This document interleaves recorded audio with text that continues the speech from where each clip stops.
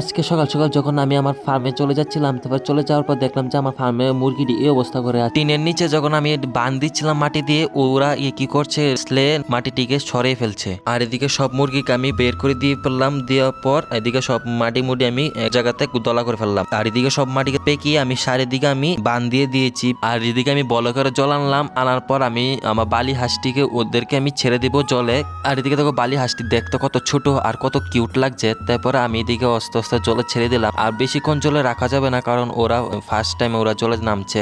আর ওরা জলে নামছিল কিন্তু ভয়ে ভয়ে কাজ করছে, কারণ ওদেরকে খাওয়া দিচ্ছিলাম কিন্তু ওরা খাচ্ছিল না। তারপর ওদের জন্য একটা থাকার জায়গা করছিলাম, কারণ ওদের নিচে দিয়ে আমি তুষ দিয়ে দিলাম। তুষ দেওয়ার পর ও দেখলাম যে ও শোলে টুলে ভরে যাচ্ছে। তারপরে আমি আবার আরেকটা অন্য জায়গাতে আমি রেখে দিলাম ওদেরকে ভালো করে ধুয়ে। আর ওদেরকে সাইডে সাইডে আমি কত তুষ দিয়ে দিলাম যদি ওরা যদি খায়। তারপরে দিয়ে কিছু জল দিয়ে ওদেরকে দিয়ে দিলাম, ওরা একটু খায়, জল খায় যদি। তো এই হাঁসটি সবসময় একটু পরিষ্কার জন্য তো ভালোবাসে, আর ওদেরকে নোংরা জায়গা দিলে বেশি দিন টিকবে না। আজকের ব্লগ এখানে শেষ করছি, বাই।